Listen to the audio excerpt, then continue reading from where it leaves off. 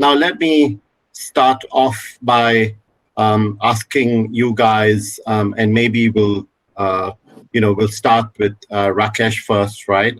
In terms, just in terms of your general kind of description, if you want to call it that, on the hospitality industry, in terms of how big it is, and with particular reference to Asia Pac, what have been the flows like in the last few years?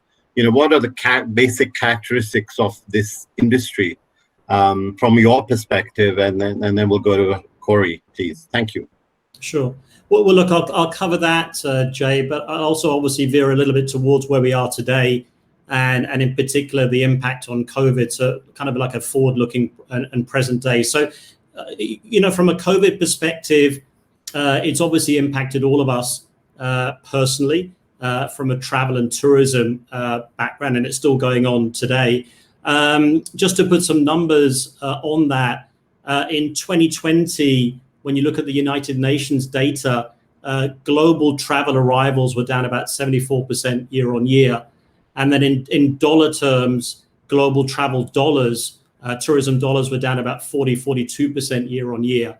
If you look at it from a GDP and employment perspective, travel and tourism it contributes about 10% of GDP and employs about 10% of the global workforce. I think the first thing for me is that the impact has obviously been large, given those numbers for the industry as a whole, and there's various outputs that relate to that. The second thing I would say, just in terms of the impact of COVID, particularly on the Asian region, it hasn't been uniform. Actually, it's actually been quite disparitous. So if you look at kind of drive to or domestic type travel industries or travel countries, things have kind of been okay. So I was just in Australia, and hotels outside city centers are busy. You look at occupancy data in China, hotel occupancy, and it's actually above 2019 levels already, which is amazing. And places like Japan, historically, 80% of tourist dollars in Japan have been domestically generated. So those markets have actually fared much better. On the flip side, foreign reliant markets like Thailand, like Sri Lanka have clearly suffered quite harshly. And those areas will really rely on the world reopening. So it's been quite disparitous and divergent in Asia. I'd certainly point that out first. In terms of assets, and I know Corey will have some comments on the asset side, it's been different to the GFC, I think. And what you're seeing is, even though travel numbers are down massively compared to the GFC and cash flow is very impacted at the hotel level, you haven't seen the same kind of stress that you saw back in the GFC. And probably two reasons for that. One is there's just less leverage in the system. So banks are less leverage and assets are less leverage. And the second reason is governments are being much more forgiving in terms of monetary easing. Central banks have been very heavy there as well. And just in terms of guidance about supporting hotel assets and the tourist industry. So you haven't seen the same stressors as you saw back in the GFC. And that makes the asset market slightly different as well. There are green shoots coming through, which we're already seeing, but we'll obviously go and cover that as we go through the session. Corey, over to you. Great. That's a great summary, Rakesh, and I echo much of what you're saying. I mean, in terms of the size of the hospitality market, just kind of stepping back and setting the scene, I think in 2019, globally, there were about $70 million worth of hotel transactions across the world. And of that, about 14 million, give or take, occurred in the Asia Pacific region. So it's roughly 20% of the global market for hotel real estate transactions. And pretty much across the board in 2020, those numbers in all of the major markets, the North America, Asia Pacific, and Europe, dropped about 60%. And that's reflective of everything that has gone on. And I think a lot of people, when they speak of transaction advisors, they say, well, you guys do well in the ups and the downs, but the reality is that when there are inflection points in an industry, in a sector such as ours, where there's a shock, what happens first is that everyone closes the doors and tightens their belt and waits for the dust to settle. So 2020 was very much a year of the dust settling and people figuring out where the future path is ahead. And also echoing what Rakesh said, I think that there are two primary dynamics at play when we think about the hospitality investment sector at the moment and where it can go from here. I think you've got the operational side, but you have this distress on the operational side, but a divergence on the capital market side, where you don't necessarily have that same level of distress because there's not as much pressure yet from the banks. And so generally, although operating performance is weak, there's not a lot of pressure requiring groups to sell at readjusted prices. And then a second dynamic that I think will continue to play out in the years ahead is really this divergence. And so you have owners at the moment who were historically relying on the cash flow of those assets to reinvest into those assets and to keep them looking new and fresh. And what you will have, I think, going forward is the owners that don't have as much free capital to invest back into those assets. Those assets are slowly going to diverge in performance against the ones that are going to continue to stay competitive. And so smart owners and well-capitalized owners in today's market are on the offense in terms of making their properties, setting them up for success going forward. Thank you. It's always interesting to hear some interesting pricing stories. You certainly hear them around the market. Do you have any from your, well, I wouldn't say from your travels because there aren't any travels, but from your discussions, I should say, in terms of pricing, are you seeing like, certain hotels in this part of the world are, like showing 40-50% discounts, that kind of thing? I mean, it'd just be interesting to get some sort of perspective. Either of you, actually. I think Corey's probably the man who's got the insight on that. Yeah, Corey? Sure.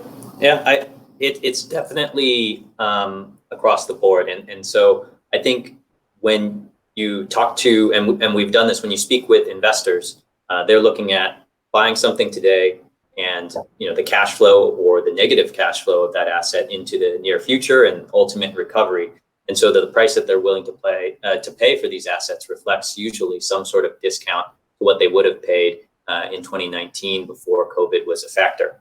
Of course, it takes two to tango. So you have sellers that are generally not forced to sell. And so largely speaking, I think you're seeing people hold on their price expectations. And so where you are seeing transactions are in markets where buyers and sellers are able to meet prices.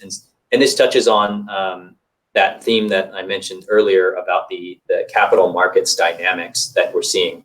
There is this weight of capital. And so in certain markets, in particular, a market like Australia right now and New Zealand is very, very active in terms of hotel transactions. And I think that the dynamics there are such that the fundamentals remain what they are, but you have a lot of capital moving into that space. And all of that capital is pushing buyers and sellers closer and closing the gap and allowing transactions to happen.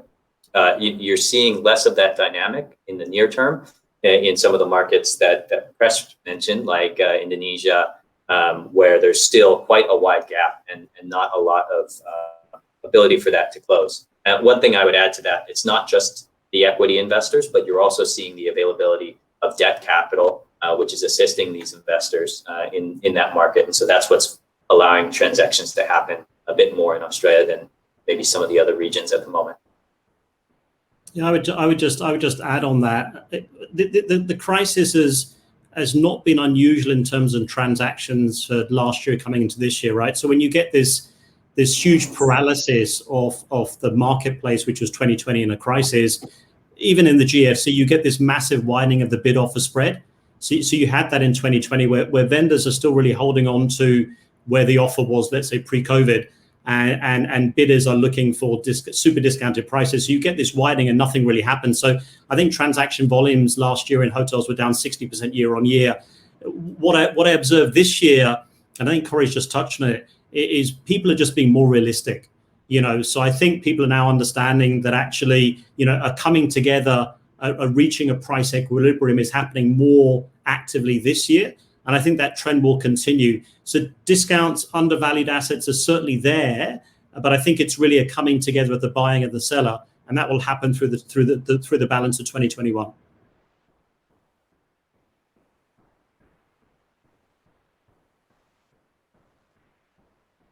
Okay, thanks for that. It would be interesting to sort of also understand. I know obviously, Rak, you have, you speak very much from a fund perspective, so from an institutional perspective. It'd be interesting to hear. I think firstly from Corey, in terms of the types of buyers that you see out there that are looking at this space right now, and recognizing some of the numbers that you mentioned earlier.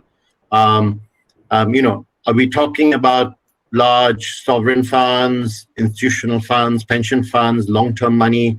Are we talking about like people that want to come in and sort of look for that 1 or 2 year trade, if you want to call it that? I'm just trying to get an understanding for that. And I know there are people listening as well who are quite interested in this particular topic as well. Can I answer the question by saying all of the above? I would say that in 2019 and leading up to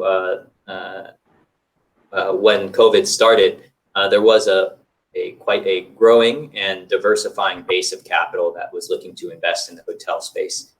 Historically, a lot of family offices, conglomerates, hotel operators, as well as private equity funds and investment type funds have invested in the hotel space, all for slightly different reasons. And as we look moving into COVID, we took a survey of investors recently, and I think 70% of the respondents are looking to buy in this market. And it's no surprise why there's been a big disruption, and it's likely the case. We believe that it's the case that it's going to present investment opportunities going forward. And so I think a number of groups are looking to get allocation into this space.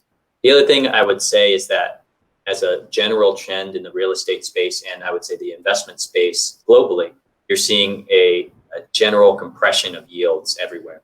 And real estate funds generally are returns-driven investors. And so as yields around the globe and in all asset classes and bonds and stocks get depressed, people are going to look for different opportunities to capture their target returns. And I think that the hotel space, especially within the real estate sector, represents a really interesting space because there's a lot of levers that you can pull to kind of hit value add returns. Yeah, I would just I'd add a bit on that. I mean, if you look at the fundraising activities across the whole of Asia, institutional funds, we can both name several funds that have raised kind of multi-billion-dollar amounts of capital to invest in Asian real estate. So the marketplace is definitely not short of capital, that's for sure. What you tend to find is a bit of a chasing of similar kind of assets. Everyone's obviously quite yield hungry, and the assets of vogue today are clearly things like logistics and warehousing, e-commerce related, if you like, right? But obviously cap rates get very compressed there quite quickly. The space we're in, which is hotels, has been largely ignored in the sense that it's a higher beta space compared to other segments of the commercial real estate space. But I think that's also an opportunity. So if you're actually looking at higher beta assets that actually are discounted pricing, that should give you a bit more leverage on the upside as the cycle turns around. So hotels are now getting back, I think, on the radar screen. You're seeing a lot of transactions happening in the first quarter. Corey's alluded to it. There's been some big transactions in Japan recently. With asset purchases from corporates in Japan. So I think the hotel space is certainly getting more interesting from multiple investor segments, actually. Thanks for that. I think this recent crisis in India sort of also reminds us that this thing is not really done with, right? And perhaps last year we thought it'll all be done by this year, and it looks like it might be a longer term thing. So at this point, are we looking, at sort of longer, medium term trends, and what are the types of products, if we want to call it them, right? Which we want to call them products. So what are the sectors within the hospitality industry that that are going to be able to survive this prolonged period, right? So forget about the recovery, forget about what's going to happen after this thing, because we don't really know when this thing ends, right? What about during the thing? That is where I'm trying to get to. Yeah, I think you've alluded to it, Jay. It's going to be a pretty choppy recovery, right? So, I think that I mentioned green shoots earlier, and it's great we're seeing green shoots, but we're kind of a long way away from recovery. So you look at previous crises like Asian SARS, the GFC, even going back to 9/11, it typically takes 1.5 to 3 years for global travel to get back to the previous levels. So we've kind of got a ways to go. The vaccine rollout is amazing and it's happening already, but there's a long way to go in terms of global vaccination. I think we're only 1/7 through in terms of a billion jabs. And even things like protocols, right? So vaccine passports are a great idea, but what are the protocols around that? What do we, what vaccines, which locations, where? So I think there's a lot of stuff to sort out, and therefore it's going to be quite a choppy recovery. We believe, alongside kind of hotel and airline operators, that maybe 2023 is when you see some sort of return to the levels you might have seen in 2019. So we've got a bit of a ways to go.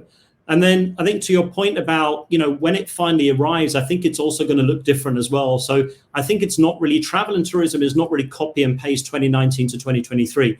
So the trends that you saw in hospitality pre-COVID, I believe will accelerate post-COVID.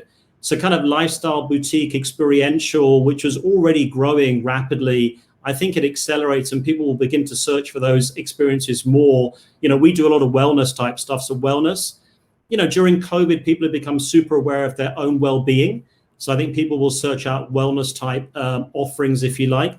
A move towards localization, sustainability, so local ecosystems, sustainability, green accommodation. These are all trends that existed before COVID, and I certainly think will accelerate post-COVID. So that's kind of on the leisure side. And on the corporate side, things are going to look different. You and I have both worked in large corporates, and so the business travel, Corey as well, of course, the business travel end, I think probably remains subdued for a while and may not even get back to 2019 levels. Some people are talking about it remaining 30, 50% below the levels we saw in 2019 because, working patterns have changed, behavior patterns have changed. Work from home is fine now. And it's doable with things like Zoom and things like Bright Talk we're on today.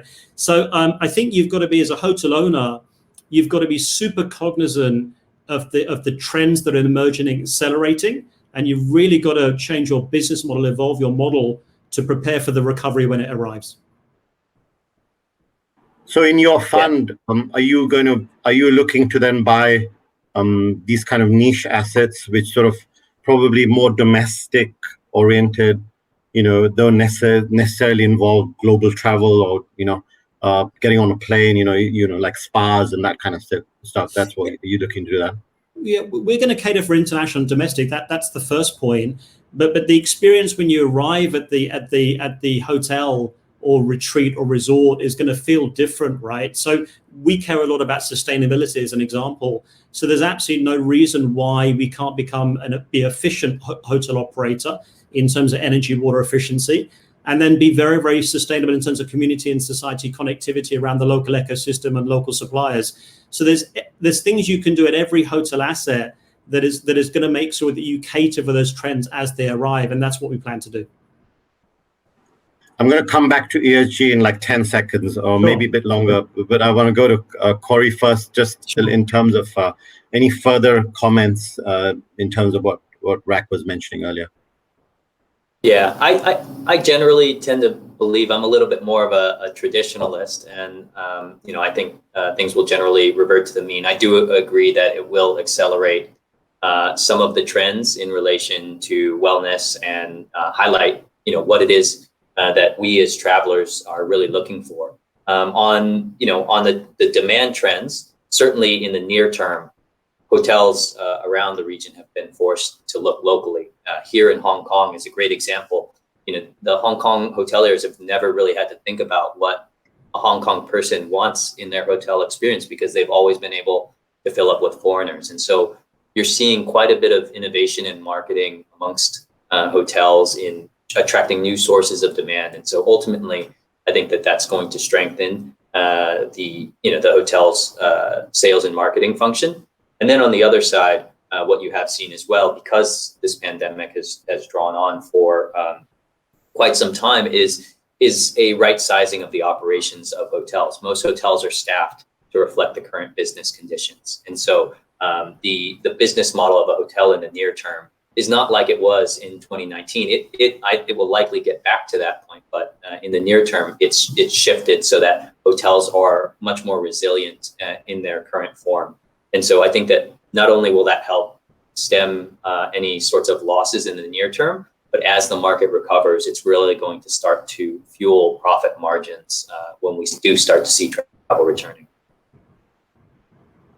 Okay, so as promised, I'm not going to relegate ESG to the last 30 seconds of the webinar, as very glad happens about that. So Rak, over to you. I want it'd be great to hear a little bit more about how this industry, given that we're in the midst of this crisis, is tackling ESG issues, right? You mentioned a couple of interesting points there. Just be great if you can elaborate a bit. Yeah, for sure. I mean, look, I think that the awareness around sustainable ESG has accelerated exponentially in the last couple of years. So it's difficult as a hotel owner or a hotel industry not to be cognizant of what's happening. Just to give you a number, it's always good to throw out some facts, but the hotel industry as a whole emits 230 million metric tons of greenhouse gas emissions every single year. That number sounds massive, and it's actually similar to what a country like Vietnam or Malaysia emits every year. So hotel owners have a responsibility to make sure that they're actually doing the right thing. In Thailand, if you look at the top quartile versus the bottom quartile in terms of energy and water efficiency, there's about a 2 to 3 times gap between the best and the worst. So we can obviously work to close that gap, and it's obviously imperative on us to go and do that. I mentioned beyond the environment, I mentioned just community connectivity, right? This is good for business and also good for the community. So sourcing locally, procuring locally, using local ecosystems, local suppliers. These are all good things to do for your local society, but also good for your business in terms of your costing and in terms of local employment. So I think what we argue always is you can actually make a decent return for the fund, but you can also do the right thing as well, as long as you think hard about it. And I'd finish by saying one thing we all have to avoid doing as hotel owners is clearly greenwashing. So whatever the impact framework is that you want to use as a hotel owner, it's got to be transparent. The performance indicators have got to be obvious, and it's got to be benchmarked and reportable. So these are all things we can do as owners, and I think there's a definite need for us to be involved and engaged around this. Okay, thanks for that. Did you want to add anything, Corey, or should we go to the next part? Yeah, I would love to just add. I mean, the environmental aspect is great for the hotel sector, and it's what guests want, and that's one thing that our business is a people business, and so it's great that we can both provide good guest service as well as do the right thing by the environment. And the other thing that I would add, especially in this part of the world, in Asia Pacific, where you have a number of emerging economies, the S in ESG on the social side, maybe lately doesn't get as much play, but you have numerous examples of hotels in Thailand and Indonesia and Vietnam and around the region that are really creating a focal point in communities, providing education services, providing employment, and providing opportunities for local populations to interact with people from around the world. And so I think that they add a lot they can add a lot to the communities that these hotels are located in. Stepping back a bit, Rak, your past was, in the listed world where, you could look up valuations by clicking on getting into Bloomberg screen, right? I wanted to spend a little bit of time on how you value some of these assets in this environment, and what are the techniques that you guys use, right? Both yourself as well as Corey, given these kind of like crazy numbers that we're seeing out there. Yeah, it's a very, very good question. So actually, I come from a world of 28 years of listed markets, and hotel assets are very much an OTC market.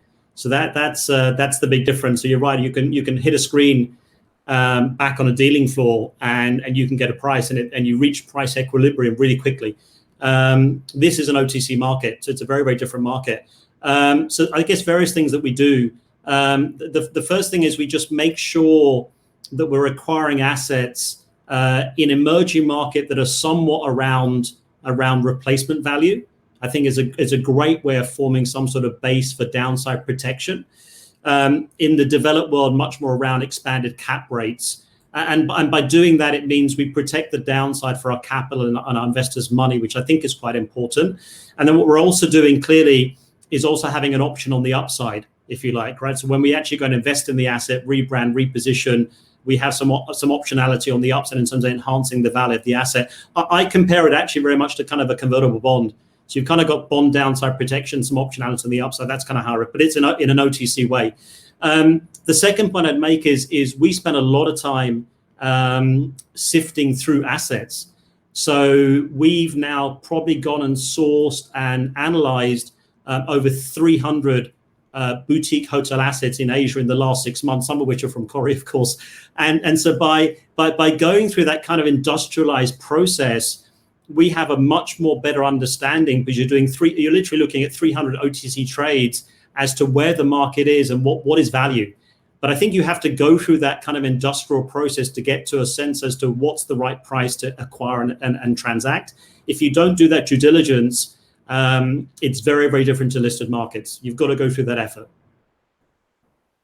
Yeah, and on my side, I'd just add, I think, echoing Rakesh's point, when I started my career in the hotel industry, my boss who had hired me in the summer, he gave me some homework before I started, and he told me to read a book on fixed income securities as the foundation for learning the hotel business. And you know, the hotel businesses can be quite complex on the top line and through the business, but once you get down to the profit levels in the hotel sector, it's the same as a fixed income security in many, many ways. From a valuation or pricing standpoint, there are people on the buy side that are looking at buying assets and doing exactly what Rakesh is doing in terms of underwriting and looking at future projections and coming back towards what the present value is. Of course, you know, there are sellers on the other side of the equation that have asking prices that need to be met. And so the other dynamic I think that is driving prices is this dynamic of capital in the buy side sector, and that capital competing with each other. And so, you know, the ultimate price that a buyer is going to select is going to be dependent on a couple of things: their operating projections and their targeted returns. And so if there are a number of investors competing for the same asset, then, you know, whether it's a 15% target return or a 14% target return, you know, that competition starts to tick up potential prices. And so there are multiple dynamics, and it's at the moment, it's not just the buyers driving the boat, so to speak. And that's why you're seeing quite strong price resilience in a market like Australia that we mentioned before. Okay, so once you've expressed the desire to sort of be invested in this sector, the next question is, how do you do it, right? Obviously, I think Rakesh here would suggest that we buy his fund, right? And apart from that, and I'm going to ask you, the question because it puts you in a more difficult position, right? But no, jokes aside, how would investors, you know, across the sort of spectrum, you know, from 1 million to 150 million or whatever it is, right, be able to express their interest in this sector overall? You know, we have a bunch of people attending this this webinar across the world who have got, you know, different constituencies, if you want to call it that, right? So just trying to understand that. Yeah, I think you know, just from my time on a dealing floor, the principles are the same. So you have the nemesis of an idea, so you want to be exposed to hotels, let's say, then you just work out the best way to express that view. So, and there are multiple ways of doing it. You know, there are REITs you can buy, there are listed stocks you can buy, there are convertible bonds, you can buy the debt, you can buy the credit, you can buy a fund, you can buy an ETF. So there's you can buy physical asset. So actually there's multiple ways of expressing the view. It very much depends on the investor and their appetite and what they want to do. So if you want a super liquid way of investing in the hotel business, just buy a listed REIT, just buy a listed REIT in the US or in Singapore. That's one way of expressing that view. If you're willing to put the effort in, you can buy an individual hotel asset as an individual. So my view is very much there are multiple ways to express the trade, and the trade is you want to be long hotels, right? From a fund perspective, which is what we do, it's pretty challenging, right? So if you think about all the parts of the asset cycle, so from the sourcing, the due diligence, eventually the acquisition and the owning, and then on to the operating, stabilizing, and eventually exiting, there are large parts in that asset cycle that you have to do. It's quite challenging to do that as an individual investor, I would argue, right? So with the fund, we have a team, we have good partners. We've got 2 partners on the call now in Ocorian and JLL. So you need to have partners and a team around you to really get through that asset cycle in an efficient manner. And I would just argue it's quite hard to do. So I mentioned before, we filtered through 300 assets. We rejected 80%, by the way. We go through 300. That's quite hard for some people to do, and that's what we do. So look, expressing the view can be multiple ways. A fund is one way of doing it, and that's what we do. Yeah, and to just add to Rakesh's comments there, I would say, in terms of people's initial reaction to what's happening right now is certainly to look at this space and buy the dip, and then close your eyes, and 2 years later, 3 years later, 5 years later, you're going to be good. And I think that there is an element of a margin of safety here because hotels are a cyclical asset class. But I don't think that there is a full conclusion yet that there was going to be a substantial repricing in the space. On the listed equity side, you saw quite a sharp drop in a lot of hotel equities back in March of 2020.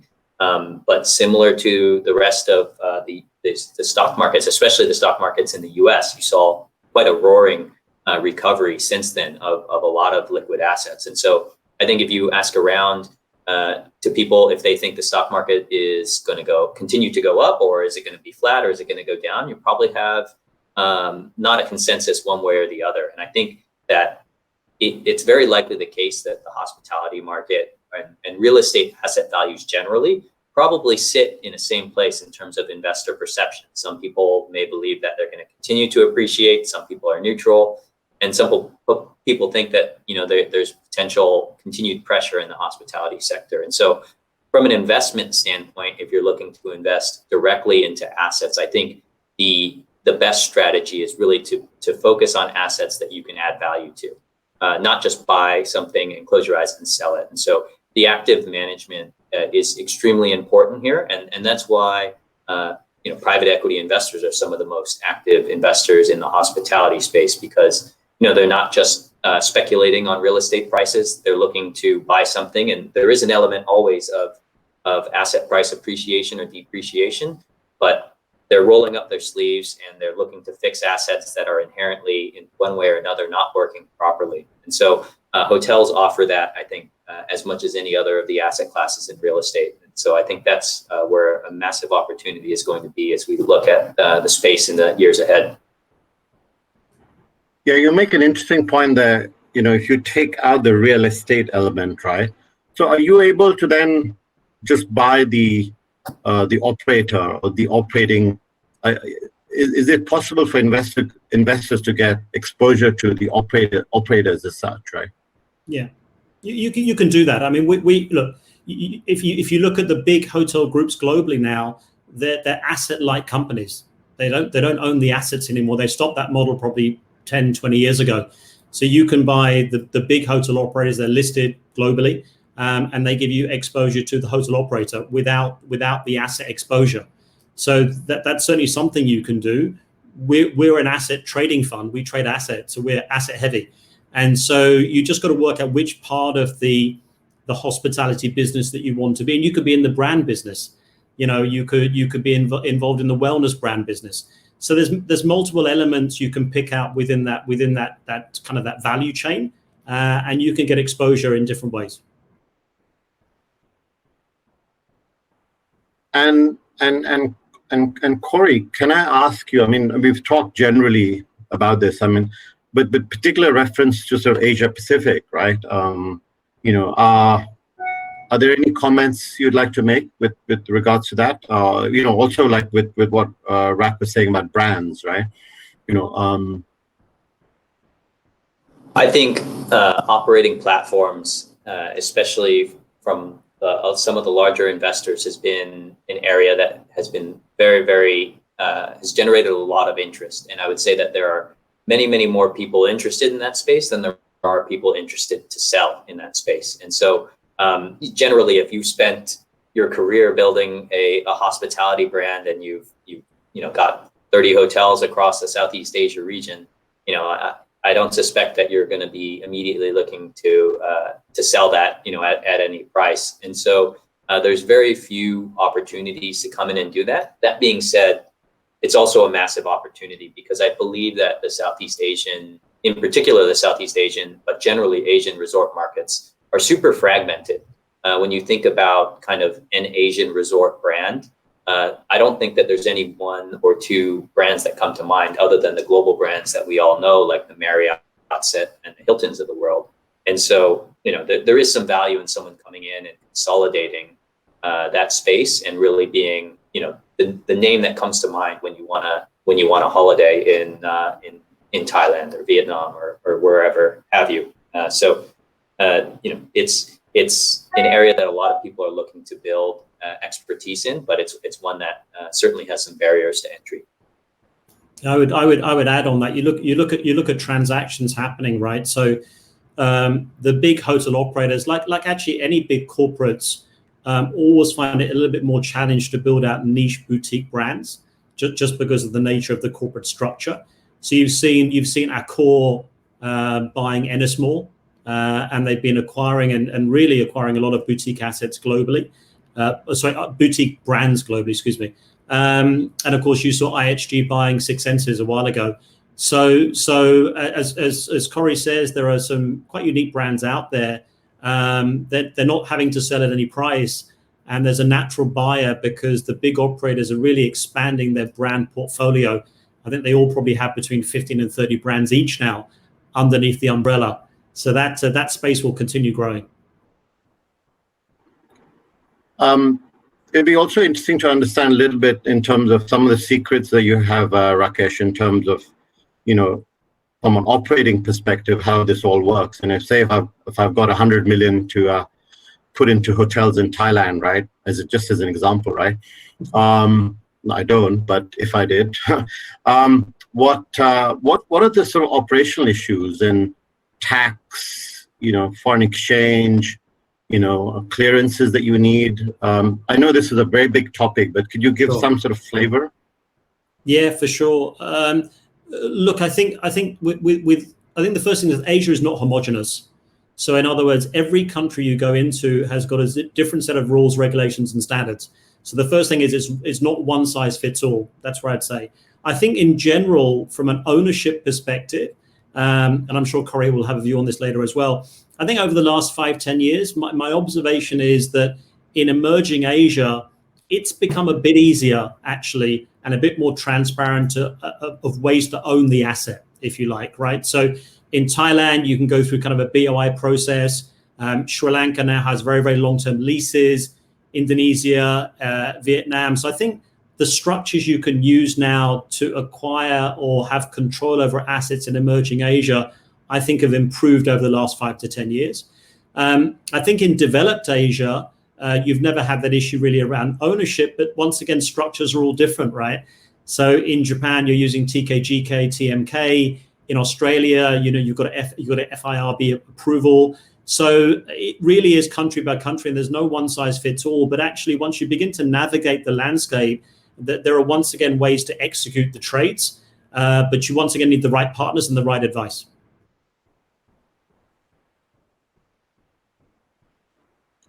Corey, over to you. Yeah, I think Rakesh has done a great job of highlighting what it takes, some of the key issues of acquiring assets. Of course, buying hospitality real estate is more than just transacting real estate. Part of it is transferring the real estate, but you're also transferring the operating business. So there are considerations around employment, around licenses, permits, and all of these things that need to be considered. And then the other point to be made in terms of actually executing the investment once you buy it is, if you've got a third-party operator in there, like a brand or something like that, then they're providing a lot of those services on your behalf. But as an owner, you still need to have direction, and you're holding the purse strings to make sure that that everything is being done responsibly and according to a business plan. If you're self-operating, I think what you see in a lot of markets across Asia is people that build great products, but hotels are no longer the case that if you build it, they will come. People aren't just showing up at your front door anymore. There are a lot of there's quite a bit of tech that has been infused in the hospitality space, in particular on the revenue management side and the distribution side. And so having the systems in place to make sure that your hotel gets the proper exposure so that you can get your fair share of bookings is something that does require a fair amount of infrastructure. And it's not just about building a beautiful product.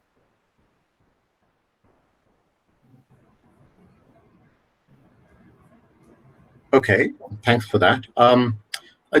We've got a couple of questions, but before we do that, and then close out, I just wanted to ask a quick question, and this might put you guys on the spot a bit, so you should be used to it anyway.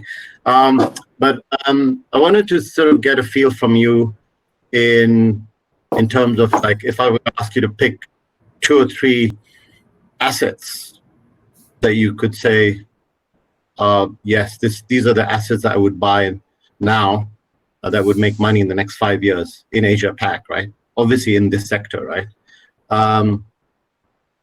Shall I give you like a 10 seconds to think about that? Who wants to go first? I could just send you our pipeline, and that'd be one way of doing it. So answer that question. Go for it. I mentioned earlier, asset selection is really important, right? So I think I mentioned that when we've gone through 300 assets, we've rejected 80%, right? So in other words, wrong asset, wrong location, not for us, doesn't fit the mandate. So what you reject is actually pretty important, right? And then when you go and filter through it and trying to combine, where are you getting good value from an acquisition perspective?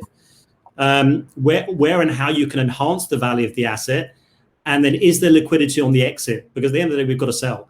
So you've got to look at all the elements going in. So we need to have an articulated exit strategy before we even acquire the asset. It's super important, or you get stuck. So when I think about, and obviously I'm not going to go asset by asset for us, but when you think about the areas where we're seeing, I think, good value and an ability to reposition assets alongside our fund mandate and liquidity on the exit, we're quite focused on Thailand, first of all. I think Indonesia is interesting. And then I think Japan, over the next 6 months is going to be interesting as well. So I'd probably be focusing on those areas. Some areas really are not really seeing the value we want to go and see. So Corey's mentioned Australia, Singapore, you sit in Singapore, Jay, super tight cap rates, difficult to see stuff there. So you've got to work out the areas you don't want to be in and the areas you want to be in. And that location and asset selection is what we go through. So we've got a number of countries, a handful, where we're actually thinking this is where we want to be. Thank you. Corey, your quick thoughts. Okay. On my side, I would say, I think that we see in our industry from time to time assets or sectors that are mispriced. And I would say here in Hong Kong, I believe that the boutique ultra luxury space is underserved, and it's an area where I would love to own, a hotel that charges $1,500 a night, because I think that if it were 60 to 80 keys, there's enough of a market here just in Hong Kong, even without the borders opening, to fill that hotel.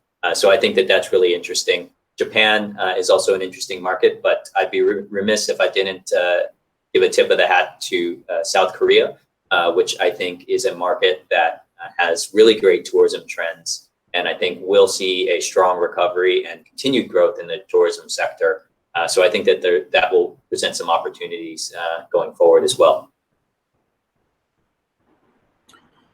Okay, we've got time for one question actually, and I might send it over to Rakesh here. is what are your thoughts on the burgeoning focus on regenerative capitalism?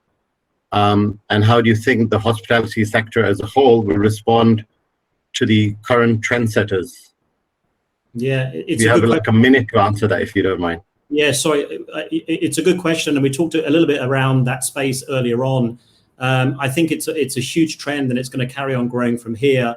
I think hotel owners really need to be geared into that trend. There's a responsibility on them, but also there's guest experience that actually want that. So you look at it, guests are really searching for that kind of experience. So I think the trend will continue accelerating.